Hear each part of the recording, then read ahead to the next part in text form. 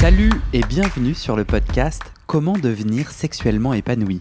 Chaque épisode est un témoignage brut, sans montage, dans lequel des hommes gays, bi ou queer, enfin pas hétéros quoi, me racontent leur chemin de sexualité et comment ils tentent de s'épanouir face aux normes. Moi, c'est Guillaume, je suis gay et en pleine recherche sur ma propre sexualité. Je fais ce podcast pour apprendre et m'inspirer de ces chemins d'épanouissement et pourquoi pas, par ricochet, vous inspirer vous aussi. Attention, cette parole sans filtre peut choquer, à laisser dans des oreilles majeures et consentantes. Alors si vous aimez ces épisodes, s'il vous plaît, dites-le moi. En mettant 5 étoiles sur votre plateforme d'écoute, un j'aime sur YouTube, en faisant un don ou en rejoignant mes réseaux sociaux. Tous ces liens sont dans le descriptif de cet épisode. Bonne écoute!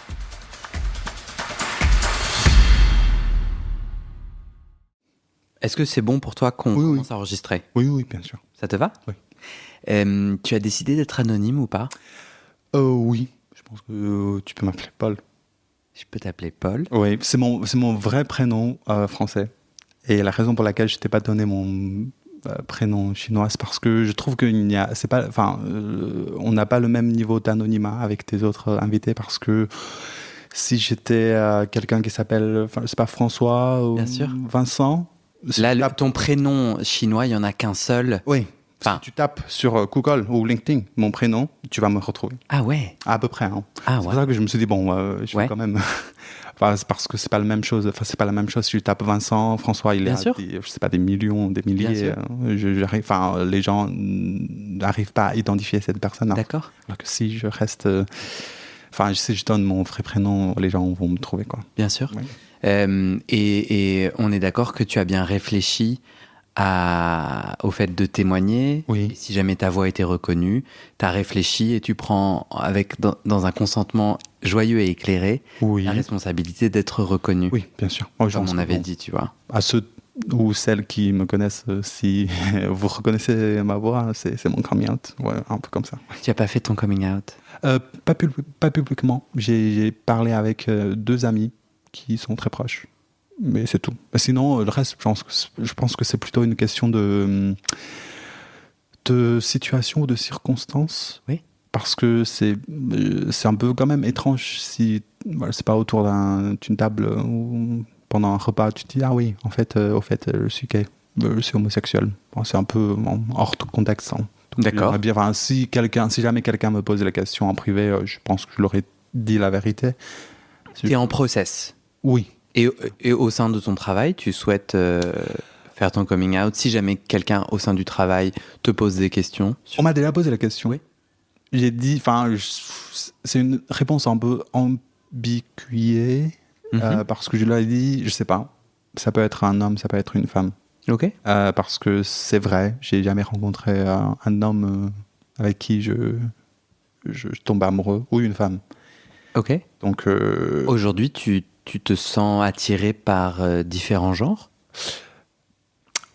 Oui, là on pourrait en discuter plus tard, parce que je suis chinois, donc j'ai grandi dans un pays où la norme, c'était, je pense que c'est un peu partout dans le monde, hein, la norme c'était hétérosexuel, hein, donc j'ai grandi en croyant que tout le monde, tous les mecs sont censés aimer les femmes. T'as grandi où en Chine ? Ça me semble être, je n'y suis jamais allé. Oui. Ça me semble être un pays gigantesque. Oui, c'est au milieu, c'est une région assez peu connue, c'est au sud de la Mongolie intérieure. Ok. Oui, c'est très peu connu, hein. Il n'y a pas beaucoup de Chinois venant de ma région ici en France. Que j'imagine, tu vis dans une ville, une grande ville, un petit village. Oui, une petite ville. Hein. Une petite ville. Oui. C'est une petite ville au niveau Chine, mais oui. Je pense qu'ici, oui. C'est une grande... Je crois que 300 000... c'est 30 000 habitants. D'accord. Oui. Et c'est quoi tes références sur l'homosexualité tandis que tu grandis au sud de la Mongolie intérieure ? Alors, la Mongolie intérieure, c'est une région chinoise, à ne pas confondre, je crois, avec le pays de la Mongolie, on est d'accord ? Oui. Donc, on est au cœur de la Chine. Tu grandis avec quelle idée de l'homosexualité ? Tu disais, moi je grandis, c'est obligé, un homme va avec une femme. Il n'y avait aucune référence ou référent homosexuel. On avait un chanteur qui est très très connu, très très aimé, un chanteur hongkongais. Je crois que c'était dans les années 90, à l'époque où j'étais encore très petit. Hein. Tu as quel âge? Maintenant, j'ai 28 ans. Mhm. Donc, j'ai jamais vraiment fait la recherche, mais il s'est suicidé dans les années 90, je crois. Parce qu'il s'est fait choper par les journalistes en portant des lingeries femmes. Donc ça, c'est le premier référent que je dirais que je connais, que tout le monde connaît un peu, qui est connu, qui est un homme, qui est très aimé, mais qui est homosexuel. Et puis... Sachant, si je comprends bien, il était très aimé pour sa musique, il ne disait rien de sa vie intime. Oui. Et un jour, des journalistes ont dévoilé des photos de lui. Dans son hôtel, oui. D'accord. Oui. Mais je pense qu'il ne cache pas. Hein. Il a joué des rôles assez féminins dans les films, où il a joué aussi un film avec homosexuel. D'accord. Donc toi, quand tu grandis, tu le voyais lui comme un référent homosexuel ou non? C'est la personne que je connais qui est homosexuelle. Mais tu savais qu'il était homosexuel avant qu'il se suicide? Le moment où je le connais, il est déjà décédé. D'accord. Oui. Donc je les connais parce que... D'accord. Tu connais toute son histoire, de Oui. son art et de son intime. Oui. D'accord. Donc ça, c'est le référent. Et puis il y a... Donc un référent qui te fait peur? On est d'accord. Non, c'est juste...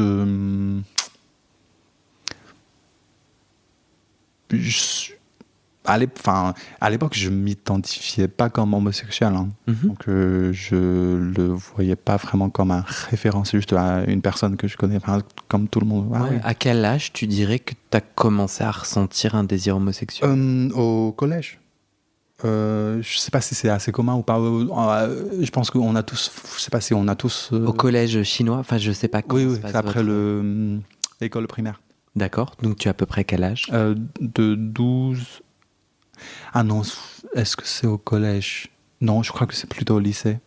De 18 à 10, de 15 à 18 ans. D'accord. Donc jusqu'à 15-18 ans, la sexualité, tu te masturbes pas, il n'y a pas un espace de sexualité dans ton intime. Si, je crois que c'est au collège. Donc quand je devais avoir 12 à 15 ans à l'époque. C'était la découverte, comment ça se dit, normalisée dans un environnement hétérosexuel. J'ai découvert un bouquin chez mon oncle qui parle un peu, où on a des dessins avec des positions sexuelles. On parle de, mais c'est c'était hétérosexuel. Hein. Je me rappelle cette chaleur qui montait quand je lisais ce livre. Et puis, c'est le moment où j'ai découvert la sexualité. Un désir sexuel, ouais. Oui. C'était un Kama Sutra imagé, c'est ça? Oui. C'était une série de positions sexuelles entre un homme et une femme. Oui. Et il y a des écrits aussi. Quand je lisais, cette chaleur qui monte, je pense que j'ai jamais ressenti ça depuis. Hein. C'était vraiment le début. Et puis après, j'ai commencé à regarder des pornos, toujours hétérosexuels. D'accord. Tu as un téléphone portable? À l'époque, non, mais j'avais accès au PC, à un ordinateur. Ouais. Quand je peux, j'aimerais bien regarder des pornos. Hétéro. Oui. Et du coup, ce désir plus homosexuel, parce que tout à l'heure tu disais, ça peut être un homme ou une femme. Aujourd'hui, tu t'identifies bisexuel? Je sais pas, c'est juste pour ça. Je pense que j'ai grandi en croyant que j'étais hétérosexuel. Et puis après, au lycée, quand j'ai vu des photos nues des hommes, ça m'a vraiment plu. Donc j'ai commencé à me poser la question. Et puis j'ai commencé, je pense qu'à partir du lycée, quand j'étais à la fac, j'ai commencé à regarder uniquement les pornos homo. Donc ça fait des années que j'ai pas regardé des pornos hétérosexuels. Hein. La raison pour laquelle je t'ai pas dit oui, je suis pur homo en ce moment, parce que je me rappelle à l'époque, j'ai été excité par des pornos hétéros. Le vagin, ça me dégoûte pas. Donc je t'aurais pas dit que ça m'intéresse pas, mais c'est vrai que ça fait déjà des années que je regarde que les pornos homosexuel. Et tu as des rapports sexuels avec des hommes et des femmes? Des hommes, oui, Mhm. mais femmes, non. Non, j'ai jamais eu l'occasion. J'ai envie de faire un petit saut périlleux en arrière. Il y a une question avec laquelle j'ai envie de commencer et qui m'est importante de savoir maintenant. Euh, Avant-hier, on s'est envoyé des messages parce que tu te sentais pas très bien, tu étais un peu malade, donc on se demandait si on reportait. Et tu m'as dit, c'est bon, je me sens mieux. Et j'ai hâte. J'ai pas envie de reporter parce que j'ai hâte de ce moment que j'ai... Je me rappelle plus de tes termes exacts, mais ce moment que j'ai réfléchi ou de ce moment... Bon. T'es d'accord? J'ai bien compris ton message? Oui. Pourquoi cette hâte? Pourquoi c'était important pour toi d'être là et de témoigner? Ah oui, parce que tu m'avais dit pendant notre pré-entretien que notre épisode sortira le lendemain. Donc je croyais que tu n'avais pas trop d'épisodes en stock. C'est pour ça que je voulais pas que tu changes de trop de planning pour aller chercher en urgence des témoins. Oh, tu sais ce qui se serait passé, il n'y aurait pas eu d'épisode et personne ne serait été impacté négativement. Je te remercie, mais donc ça c'est ta projection sur moi. Pour toi, dans ton intime à toi, pourquoi tu as voulu prendre de ton temps pour témoigner? J'aurais dit, si tu m'avais pas proposé, je t'aurais pas proposé de témoigner. Parce que l'occasion où on s'est parlé pour poser une question sur le lavement, à l'époque, je pensais pas que j'avais des histoires à te raconter. Hein. Oui, donc tu m'as envoyé un email sur mon email générique podcast, puisque j'ai lancé une hotline où en fait je me saisis de cette opportunité pour faire une petite pub. Et le premier épisode est sorti sur les morpions. Et l'idée c'est faire une hotline avec un médecin où en fait on part des questions des auditeurs et on y répond en reconnectant santé et épanouissement. Parce que moi, en fait, quand je vais sur Internet et que je cherche des infos sur la sexualité, j'ai que l'aspect médical froid. Et donc, on me dit suce avec une capote. Mais à aucun moment donné, on ne parle de mon épanouissement, de mon plaisir sexuel. Donc, l'idée de cette hotline, c'est ça. Pourquoi j'ai commencé par les morpions? Je ne sais pas si c'était très stratégique de ma part. J'ai bien aimé. Hein. Tu as bien aimé, je te remercie. Et du coup, j'invite les gens à m'envoyer leurs questions. Et c'est sur guillaumefait-des-podcasts@gmail.com. Tu l'as fait. Et tu me posais des questions sur le lavement. Et moi, j'ai agi par intuition. Oui. Dans ton message, je me suis dit... je crois qu'il a quelque chose d'autre à dire. C'est vraiment ma projection. Et donc, je t'ai fait cette invitation. J'entends que si je ne te l'avais pas faite, cette invitation, tu ne l'aurais pas faite. Oui, je t'aurais pas, Pourquoi tu as dit oui?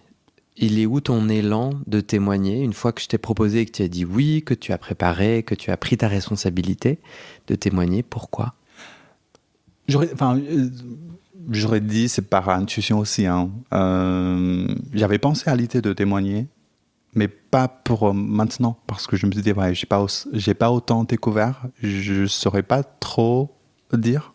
Je savais pas si j'aurais suffisamment de contenu pour alimenter 2 épisodes qui durent 1 heure chacune. C'est pour ça que je t'avais pas fait. Enfin, par intuition, tu te sens prêt là aujourd'hui à dire quelque chose un peu plus. On a commencé au début en disant, s'il y a des gens qui entendent, qui me reconnaissent, voilà, c'est mon coming out. Il y a une forme de coming out dans ce témoignage. C'était pas le but, hein, mais oui, moi je pense que comment dire, j'ai dit oui par intuition et parce que aussi j'aime bien ton podcast. Je pense que tu poses vraiment très bien les questions. Parfois tu challenges ton témoin. Je pense que en faisant ce process, ça fait partie aussi de ma découverte à moi. Je pense que t'es en découverte aujourd'hui? Oui, je pense que toujours. Hein. C'est pour ça que je t'ai dit, je pensais pas que j'allais autant de choses à te dire. Bien sûr. Je me suis dit, si je te laisse poser des questions sur moi, peut-être j'aurais découvert des trucs sur moi en live. Moi, ce que j'entends, c'est aujourd'hui, tu as des rapports sexuels avec des hommes, donc tu as une sexualité. Oui. T'en es où? Alors, je te pose la fameuse question de 0 à 100. Oui. Tu dirais, tu sais, le podcast s'appelle Comment devenir sexuellement épanoui.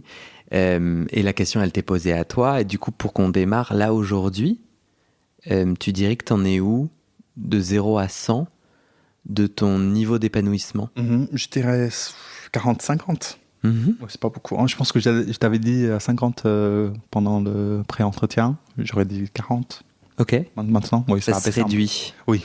Qu'est-ce qui se passe pour toi en ce moment? Encore en plus, hein, c'est toujours des vécus avec des gens sur les applis. Euh,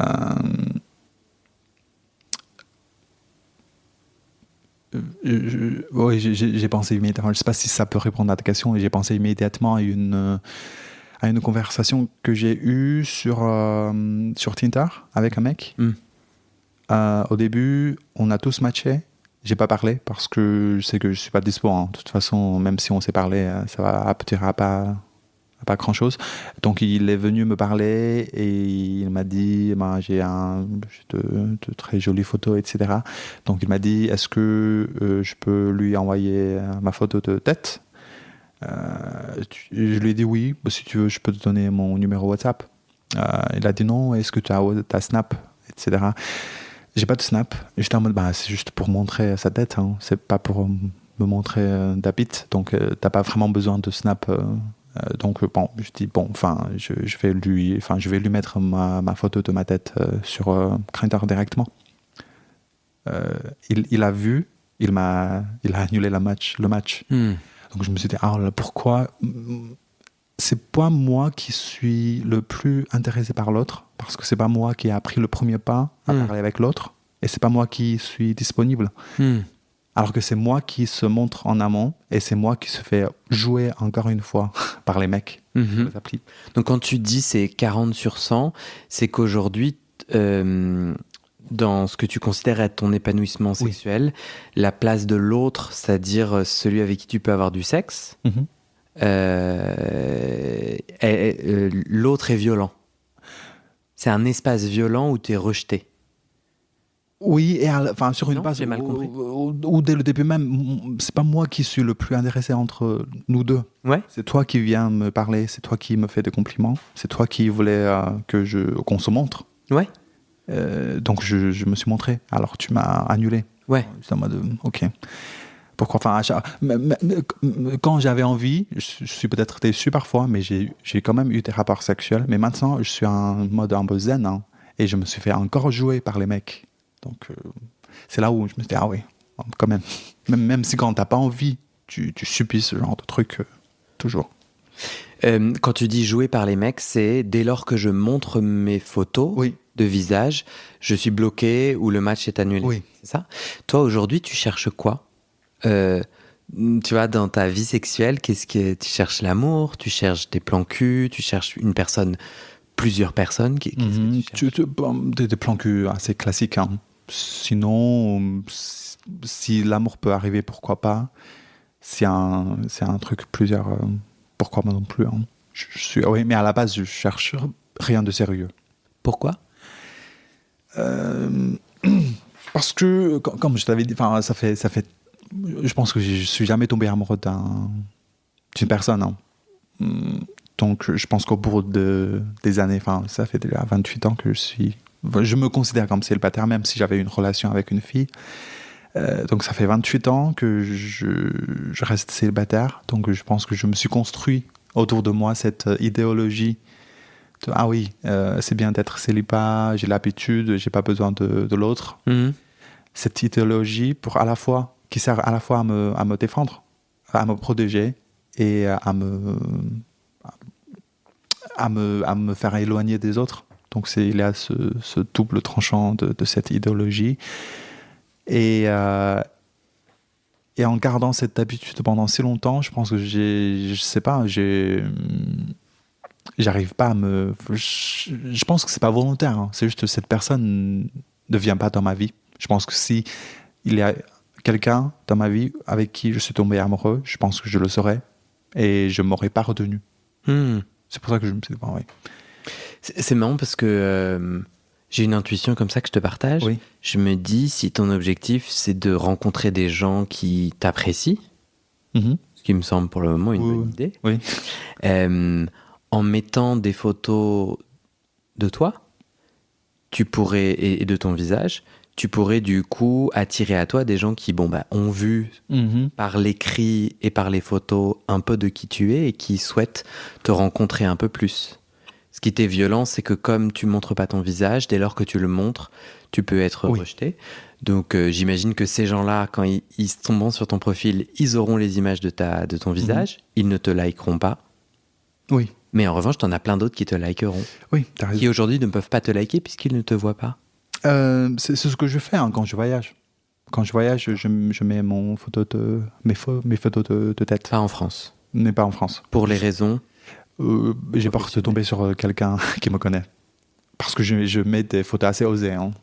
C'est pas des photos comme... Tu pourrais ne pas mettre des photos osées. J'aimerais bien séduire sexuellement sur les applis. Au lieu de par mon visage... Enfin, pas... Au lieu de par ma tête. Donc toi t'es heureux de mettre des photos osées, donc c'est toi à poil, quoi. Oui. Ou dans des positions aguicheuses. Moi à poil. Ouais. Oui. Et ça, t'es heureux de ça, t'as envie. Ok. Si, je dois choisir entre les deux. Enfin, je choisis des photos osées. Ouais. J'aurais pas mis une photo bien habillée pour dire que je suis à la recherche de de mon homme. Du coup, la situation te va, c'est-à-dire le prix que tu payes à pas montrer ton visage, puis à le dévoiler et à être violenté. Oui. J'ai l'habitude. Hein. Je pense que le début de mon parcours de mon démarche sur les applis, ça a été un peu décevant et violent, mais maintenant j'ai l'habitude. Ce qui est un peu triste, hein, parce que j'aurais jamais fait ça à quelqu'un d'autre. Mais maintenant, je me suis fait ça et je fais ça aux autres aussi. Donc c'est un peu triste. Et cette violence que tu décris, c'est une fois qu'on a montré son visage, d'annuler le match ou de bloquer la personne. C'est de cette violence dont tu parles ? Oui. Oui. Parmi tout ça, t'as des rapports sexuels avec des hommes, que tu disais. Oui. Du coup, parfois ça marche. C'est ça que je comprends. Oui. Ou peut-être que tu les rencontres dans des bars ou dans d'autres. Non, je rencontre uniquement sur les applis. Pourquoi ? J'ai jamais essayé d'aller dans le bar parce que, je suis célibataire, hein, donc j'ai pas trop d'amis homo dans ma vie. Enfin, j'ai pas trop d'amis en France en général. Donc, excuse-moi, je comprends pas le lien entre être célibataire et pas avoir beaucoup d'amis en France. Oui, il n'y a pas de lien, je suis d'accord. Non, je vis tout seul pendant assez longtemps, que j'ai pas trop d'amis avec moi qui restent. Enfin, c'est pour ça que souvent je voyage seul. Je bouge seul. Donc, l'idée d'aller dans un bar tout seul, ça me rend un peu mal à l'aise. Surtout, je sais que sur le virtuel, c'est déjà violent. Au réel, ça va être un peu encore plus. Ouais. Quand tu dois te confronter au regard des gens qui te jugent. Moi, j'admire les gens qui vont... J'en rencontre parfois des gens qui me disent « Ouais, moi, je vais au bar tout seul. » Ah ouais ? Moi, je trouve ça en effet très intimidant. Ouais, tu décris... Aujourd'hui, tu vis dans une bulle. Oui. Je sais pas si tu l'as dit là. Oui, je l'ai dit, oui. Ou si c'était dans notre pré-entretien. Quand tu as ces rapports sexuels, qu'est-ce que t'aimes dans le sexe ? T'en es où de ton sexe ? Donc tu disais, ma sexualité, mon épanouissement, je suis à 40 sur 100 parce que je trouve l'endroit de Grindr et de Tinder très violent. Si on va dans le rapport sexuel, tu es nu. Oui. Alors non, pardon. Enfin, je te raconte une histoire. Oui. Imagine, tu es nu, tu es en train d'avoir un rapport sexuel. Tu mettrais de 0 à 100 ou le curseur de ton épanouissement sexuel dans le rapport sexuel Là-dessus, j'aurais mis 60 ou 70 ans. Ouais. C'est pas mal. Encore une fois, je pense que la raison pour laquelle j'ai pas mis 100%, c'est plutôt côté protection. Vu que ce sont des rencontres avec des inconnus, donc je fais beaucoup attention là-dessus. Ok. Je pense que ça m'a empêché quand même, hein, un peu. Je pense que tu avais dit dans des épisodes aussi, cette peur de d'IST, de maladie. Tu te sens un peu hypocondriaque, tu as des angoisses fortes. C'est pour ça que j'insiste sur la protection, ce qui est un peu un tabou sur les applis. D'accord. Donc quand tu dis les capotes, les mecs ne sont pas contents. D'accord. C'est pour ça que j'ai pas trop osé au lit. J'aimerais bien, je sais pas, j'ai jamais avalé du sperme ou laissé les mecs jouir dans mon cul. Ouais. Donc. Ils peuvent, mais avec une capote. Oui. Oui. Ce côté-là qui m'empêche un peu de se lâcher complètement. Oui, Oui. c'est ça que tu veux dire, d'accord, ok. Parce que tu as une crainte qui reste présente. Oui. Ok. Oui. Et du coup, t'aimes quoi sexuellement? C'est assez classique, hein. Sodomie, fellation, des embrasses. Et puis... Des embrasses, c'est-à-dire des câlins, des hugs, ou des embrasses, c'est-à-dire... Rouler des pelles. Rouler des Oui. pelles. Très spécifique. Oui. Tu Oui, parles super bien français. Ça fait combien de temps que tu es en France? Je suis arrivé depuis 2017. Donc ça vient de faire 6 ans. Ouais. Mais il y a 1 an où je suis pas en France, j'étais en Angleterre. Ouais. Et tu as appris le français quand j'étais en Chine. Quand tu étais en Chine déjà, oui. d'accord, à la fac. À la fac. Donc, bon, merci, après, non, en vrai, rouler des pelles, si t'évolues dans l'univers Grindr, c'est un propos que tu as déjà entendu. Oui. Toi, du coup, à part cette inquiétude sur les possibles MST, t'es bien dans ta sexualité. Oui. Et du coup, t'as des réguliers, t'as des hommes avec qui tu fais du sexe régulièrement? Là-dessus aussi, c'est où j'aurais tiré des points de ce pourcentage parce que j'avais eu des réguliers, mais je me suis rendu compte après que je m'ennuyais assez rapidement. Même si ce sont des mecs qui me plaisaient vraiment, hein, beaucoup. Le premier coup, c'était super. Et puis, quand c'était le deuxième coup, c'était un peu à peu près la même chose. Même si c'était bien passé. Mais après, je me suis dit, ah oui, c'est assez répétitif. C'est un peu la même chose à chaque fois. C'est intéressant, ça. C'est intéressant parce que je crois que je l'ai déjà ressenti. Toi, t'es pénétré, pénétrant. Je suis plutôt... Caressé, caressant. Plutôt caressant passif. Et pénétré. Ah, c'est intéressant. Oui. Caressant, ça veut dire que toi, tu aimes aller caresser la personne. Oui. Et tu préfères être pénétré plutôt que de pénétrer. Oui. Oui, oui.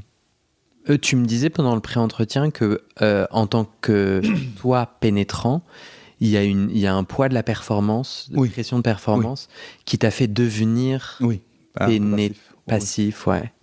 J'essaie de changer, je trouve ces termes vraiment nuls, mais en vrai, je me prends les pieds, j'arrive pas à bien les utiliser, mais je sais pas, j'aime pas le côté passif qui sous-entend tout un tas de trucs. Oui, ok. Bon, mais on s'en fout parce que j'arrive pas à utiliser les autres termes, mais... Je m'aligne avec toi.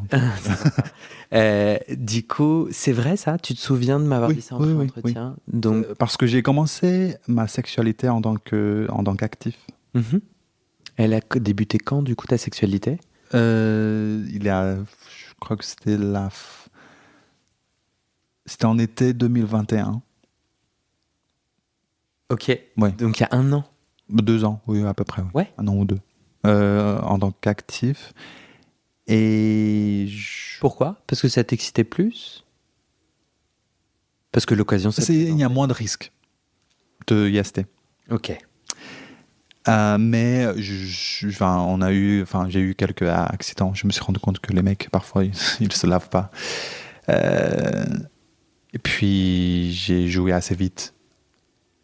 Donc, je me suis dit, bon, je vais essayer de ce côté passif, enfin, un peu pénétré. C'est quoi le problème de jouer? Ça veut dire quoi, jouir assez vite pour toi? Je pense que j'ai eu un mec qui m'excitait beaucoup. Je pense que j'ai joué 1 ou 2 minutes. Hein. Et c'est un problème? Oui, parce que je me suis dit, bon, il a passé du temps à se laver, alors que c'est fini au bout de 2 minutes. C'est un peu dommage. Hein. Voilà. Toi, et c'est quelque chose qu'il t'a dit? Il t'a dit... Non, c'est moi. D'accord. Oui. Parce qu'on est là pour faire plaisir à l'autre. Parce que j'ai toujours cette idée, il faut quand même durer un certain moment.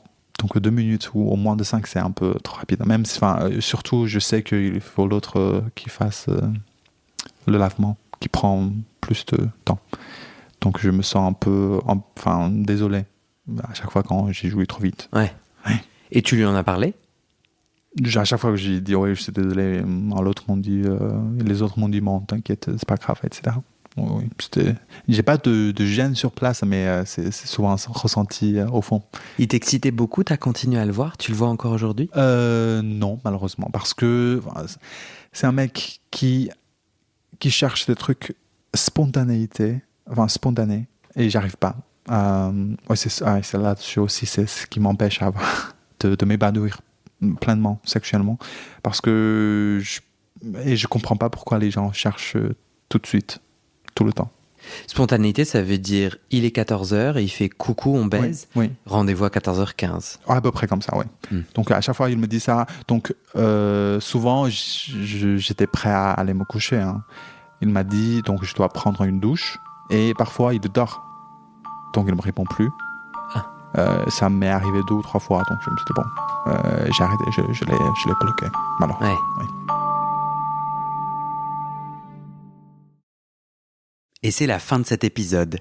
Vérifiez dès maintenant si la suite est déjà publiée.